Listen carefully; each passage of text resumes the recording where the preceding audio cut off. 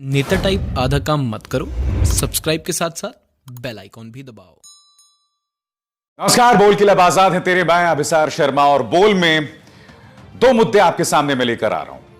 पहला मुद्दा, अब से जो डॉक्टर्स पर हमला करेगा उसे 7 साल तक की सजा मिल सकती है। और दूसरा, खाड़ी देशों में इस वक्त जो एक नया सिरदर्द प्रधानमंत्री नरेंद्र मोदी ये कहा जाए भारत के लिए उभर कर आ रहा है, क्योंकि वहां पर कुछ कट्टर भक्तों ने कुछ मुस्लिम विरोधी और वहां पर भारत को शर्मिंदा करने वाले बयानात दिए हैं, ट्वीट्स किए हैं, जिसके चलते वहां पर जबरदस्त प्रतिक्रिया हो रही है। और उसका असर हमारे कूटनीतिक हलकों में हो रहा है। हमारे जो एम्बेसडर्स हैं जो कि यूनाइटेड अरब एमिरेट्स में हैं या कतर में हैं, ओमान में हैं, उन्हें प्रतिक्रियाएं देनी पड़ रही है। खुद प्रधानमंत्री ने प्रतिक्रिया दी थी, उसकी हम चर्चा करेंगे। मगर शुरुआत हम करना चाहेंगे उस अहम अध्यादेश से जो मोदी सरकार लाई है उन लोगों के लिए जो डॉक्टर्स पर हमला करेंगे। यह तस्वीर याद है आपको इंदौर की, जब डॉक्टर जकिया सईद और डॉक्टर तृप्ति गई थी इंदौर की इस गली में और तब भीड़ उन पर हमला कर देती है। किसी तरह से दोनों औरतें अपनी जान बचाकर आई थीं। बाद में पता चला कि इस गली में कम से कम दर्जन भर ऐसे लोग थे जो कोरोना वायरस पॉजिटिव पाए गए थे। अब इस तस्वीर पर गौर कीजिए। यह तस्वीर मुरादाबाद की है। खून से लथपथ एक डॉक्टर, किसी तरह से इसने अपनी जान बचाई। ये लोग गए थे एक परिवार को लेने उठाने वहां से, क्योंकि उनके परिवार के एक सदस्य की मौत कोरोना वायरस से हो गई थी। अब जाहिर सी बात है, जब एक सदस्य की मौत कोरोना वायरस से हुई है तो बाकी सदस्यों को भी अस्पताल ले जाया गया था, मगर उनके जो आसपास के लोगों ने डॉक्टर्स पर हमला कर दिया। आप मुझे बताइए ना, आखिर सख्त कानून क्यों ना लाए जाएं? और ऐसा नहीं कि सख्त कानून नहीं है, कम से कम 20 ऐसे भारत के राज्य हैं जहां आप डॉक्टर्स पर अगर हमला करते हैं तो उसको लेकर सख्त कानून पहले से ही मौजूद हैं। मैं आपको बताना चाहूंगा कि प्रधानमंत्री ने इस मुद्दे पर क्या कहा ट्वीट करके, क्योंकि मैं लगातार अपने कार्यक्रमों में प्रधानमंत्री जब भी संबोधन दे रहे थे, पहले उन्होंने याद है थाली ताली बजाने की बात कही, उसके बाद दिवाली मनाने की बात कही। उस दौरान मैं लगातार प्रधानमंत्री से कहता रहा था कि प्रधानमंत्री, आपसे मेरी अपील है कि डॉक्टर्स पर जिस तरह से हमला हो रहा है, कृपया एक अपील कीजिए। अब प्रधानमंत्री क्या कह रहे हैं, सुनिए। The Epidemic Diseases Amendment Ordinance 2020 manifests our commitment to protect each and every healthcare worker who is bravely battling COVID-19 on the front line. It will ensure safety of our professionals. There can be no compromise on their safety. बहुत खूबसूरत बात कही प्रधानमंत्री कि जो हमारे health workers हैं, हमारे जो स्वास्थ्य कर्मी हैं, उनकी सुरक्षा के साथ किसी तरह का कोई समझौता नहीं हो सकता। मगर मैं आपको मिलवाना चाहूंगा अहमदाबाद म्युनिसिपल कॉरपोरेशन के लिए काम करने वाली इस हेल्थ वर्कर से। इसका नाम रूपल है। जानते हैं क्या बता रही है? यह बता रही है कि वो लगातार कोरोना वायरस से जो पीड़ित लोग थे उनके बीच काम करती रही, उसकी तबीयत बिगड़ती रही। उसने लगातार यह बताया कि मैं शायद कोरोना वायरस पॉजिटिव हूं, और जब वो पता चला कि वो कोरोना वायरस पॉजिटिव है तो उसके साथ बदतमीजी की गई। क्या कह रही है रूपल, उसकी रुदाली सुनिए, उसकी दर्द भरी आवाज सुनिए। હવે હું તમને થોડી વાર રહીને વાત કરું। મારા હસબન્ડ રડી રહ્યા છે। ઇવન પોઝિટિવ કેસ છેલ્લા 2 કલાકથી આવ્યો છે। કોઈ ડીવાયજો કોઈનો બી ફોન નથી કે હાલ રૂપલબેન તમે ક્યાં છો, શું કરો છો। आपको याद होगा अहमदाबाद के एक और अस्पताल में वहां के सफाई कर्मी जो हैं वो हड़ताल पर चले गए थे। जानते हैं क्यों? क्योंकि उन्हें पर्सनल प्रोटेक्टिव इक्विपमेंट यानी कि ग्लव्स, मास्क, ये तमाम चीजें मुहैया नहीं कराई गई थी। वो कह रहे थे कि हम कैसे कोरोना वायरस से जो पीड़ित मरीजों की सेवा करें अगर हमारे पास प्रोटेक्टिव इक्विपमेंट नहीं है। बहुत खूबसूरत बात की है प्रधानमंत्री आपने और सरकार ने कि आप डॉक्टर्स पर जो लगातार हमले हो रहे हैं उसको लेकर आप कानून लेकर आए हैं, मगर उससे भी बहुत जरूरी बात है कि आप पर्सनल प्रोटेक्टिव इक्विपमेंट पर जो देश भर से डॉक्टर्स की आवाज आती रही है, कृपया उस पर ठोस कदम उठाएं। क्योंकि आपको याद होगा कुछ दिनों पहले रोहतक मेडिकल कॉलेज से, all India institute of medical sciences से, तमाम जगहों से इस तरह की दलीलें, इस तरह की अपील की गई कि हमारे पास पर्सनल प्रोटेक्टिव इक्विपमेंट नहीं है, मगर उन सब की आवाजों को दफन कर दिया गया। पहले एक प्रोपेगेंडा चलाया गया कि यह सब झूठ है, और उसके बाद उनको इस कदर डराया गया कि वो खामोश हो गए। मैं आपको बता रहा हूं हो क्या रहा है। होता क्या है कि ये जो डॉक्टर्स हैं उनके पास पर्सनल प्रोटेक्टिव इक्विपमेंट नहीं होते, मास्क और ग्लव्स नहीं होते, और जब मरीज उनके पास पहुंचता है, कोरोना वायरस से संक्रमित मरीज उनके पास पहुंचता है, तो वो उन मरीजों के साथ डील नहीं करना चाहते हैं, क्योंकि जब उन्हीं के पास सुरक्षा नहीं है तो वो उनका क्या इलाज करेंगे, और जब उनका वो इलाज नहीं करते तो मरीज नाराज हो जाते हैं। तो आप मुझे बताइए, मरीज नाराज है, मगर क्या सरकार अपनी भूमिका से बच सकती है? दो सूरतें हैं, एक तो इंदौर और मुरादाबाद वाली, जहां डॉक्टर्स जा रहे हैं उनके साथ आप बदतमीजी कर रहे हो। आप कैसे कम अक्ल लोग हो भाई, कैसे ना समझ लोग हो कि आप इस तरह की बदतमीजी करते हो। मगर दूसरी तरफ जो लोग अस्पतालों में हमारे डॉक्टर्स काम कर रहे हैं, उनके लिए आप किस तरह का पर्सनल प्रोटेक्टिव इक्विपमेंट मुहैया करा रही है सरकार? बताइए ना।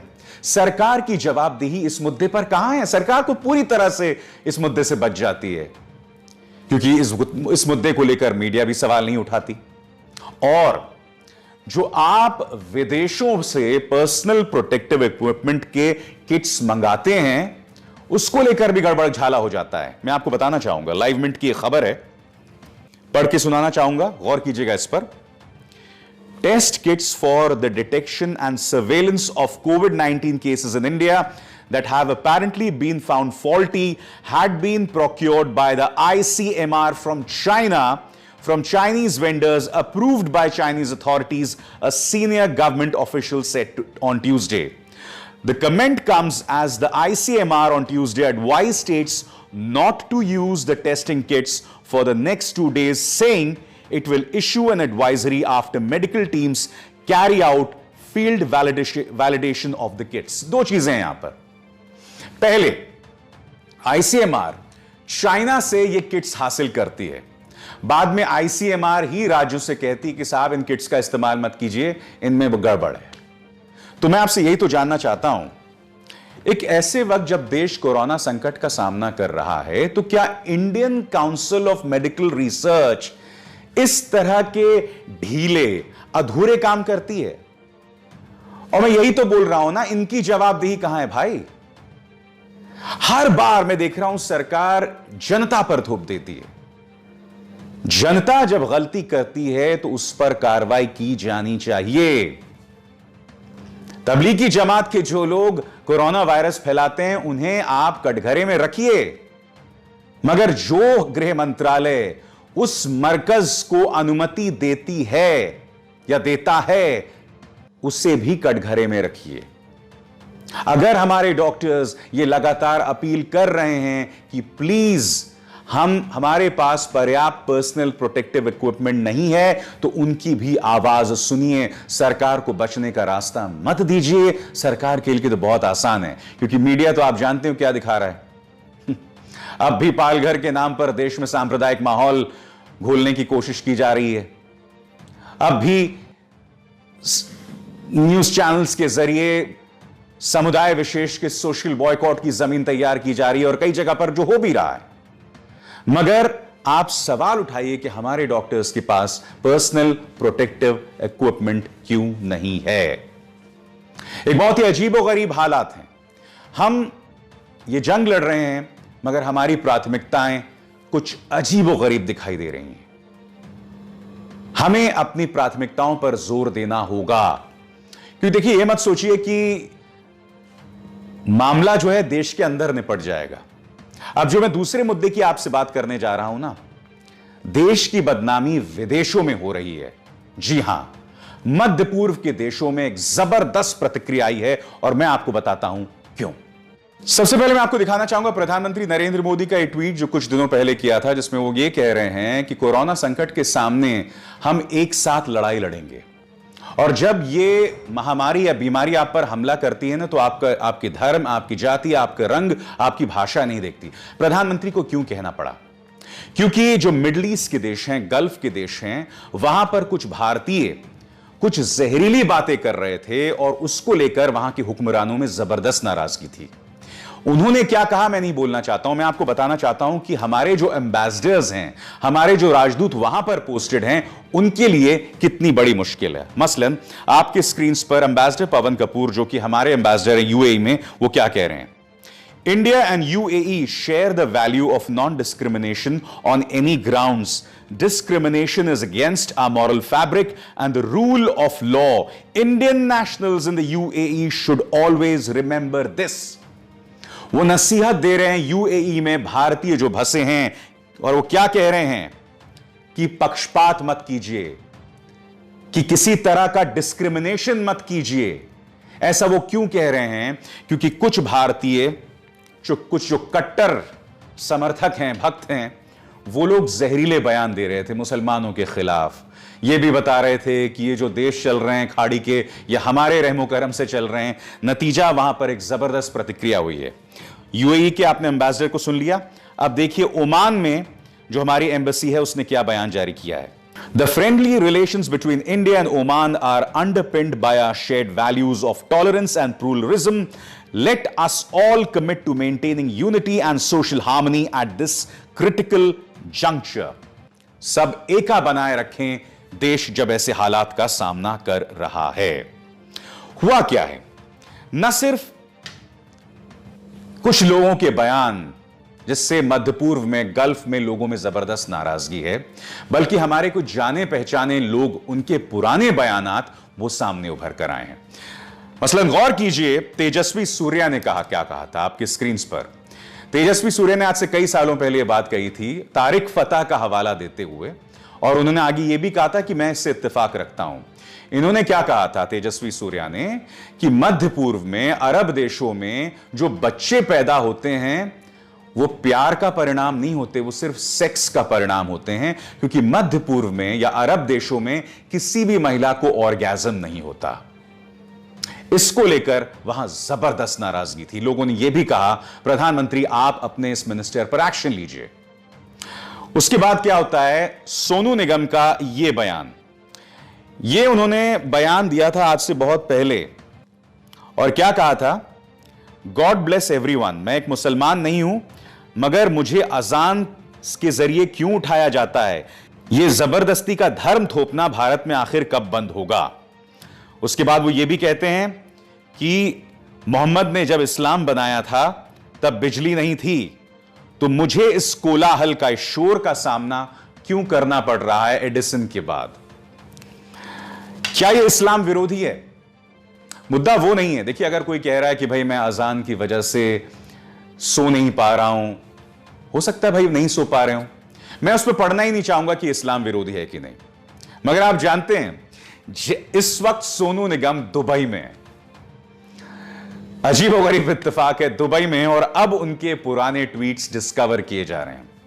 अगर सोनू निगम को लगता ना कि ये संदेश जो है वो इस्लाम विरोधी नहीं है, मुझे नहीं लगता, मेरे पास कोई प्रतिक्रिया नहीं है कि इस्लाम विरोधी है भी या नहीं है।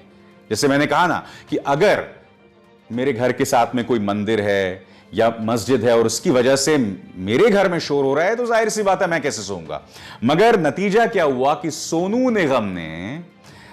निगम ने क्या किया कि अपने ट्विटर अकाउंट को ही डिलीट कर दिया, क्योंकि वो इस वक्त कहां है? वो इस वक्त मौजूद हैं दुबई में, और दुबई में बैठकर आज वो ये भाईचारा का संदेश दे रहे हैं। कैसे? आप सुनिए। अस्सलाम वालेकुम, हेलो, नमस्कार, this is Sonu here, Sonu निगम।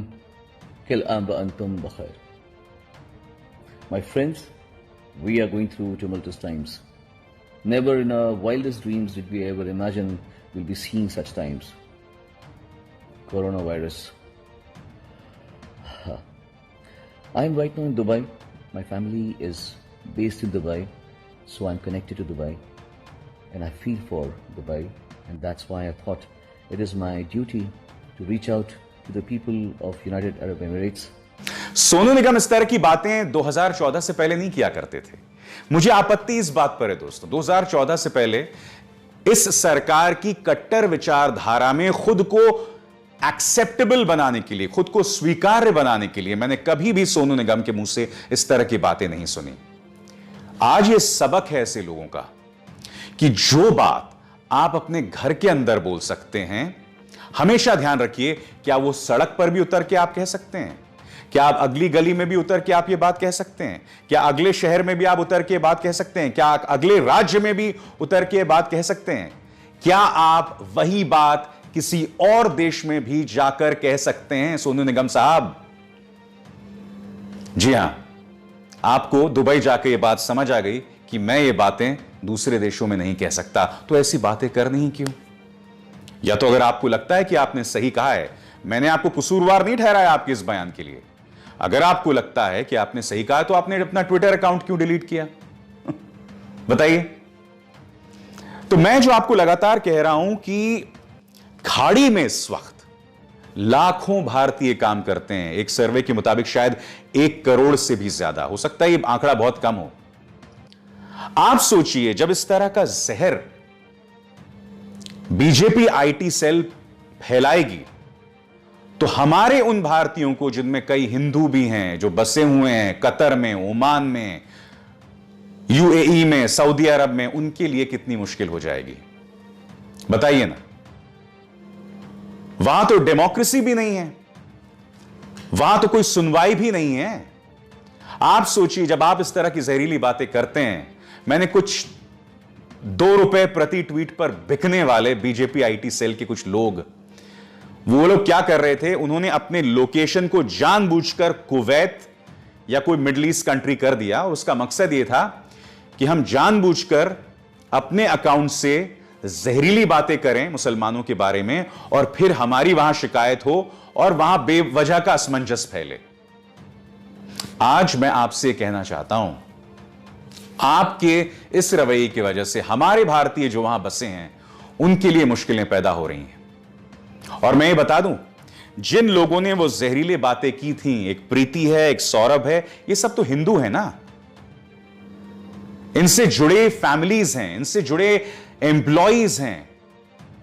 आपकी बेवकूफी की वजह से इनको दिक्कतें पेश आ रही हैं।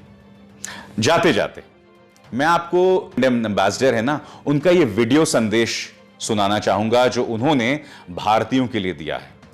दिलचस्प बात यह है कि वो भारतीयों को यह संदेश दे रहे हैं कि अफवाहों में विश्वास ना करें और पैनिक यानी कि अफरा तफरी ना फैलाएं।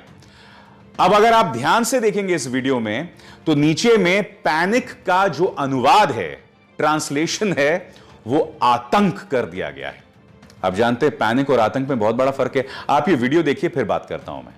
I once again urge all the Indian community members staying here to remain safe and healthy and do not spread panic, do not venture out, stay put where you are, stay safe and healthy and help the government of Saudi Arabia prevent the spread of COVID-19. तो panic और आतंक में बहुत बड़ा फर्क है। तो इस ट्रांसलेशन के मुताबिक एम्बेसडर भारतीयों को कह रहे हैं कि आतंक ना फैलाएं। बेशक उन्होंने वो बात ना कही हो, मगर जो संदेश है वो वाकई बहुत सटीक है, बहुत सार्थक है।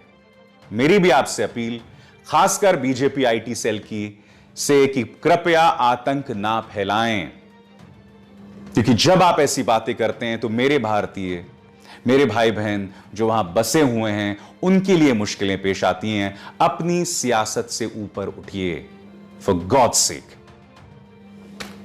बोल के अब आजाद है तेरे में, बस इतना ही। नमस्कार। नेता टाइप आधा काम मत करो, सब्सक्राइब के साथ साथ बेल आइकॉन भी दबाओ।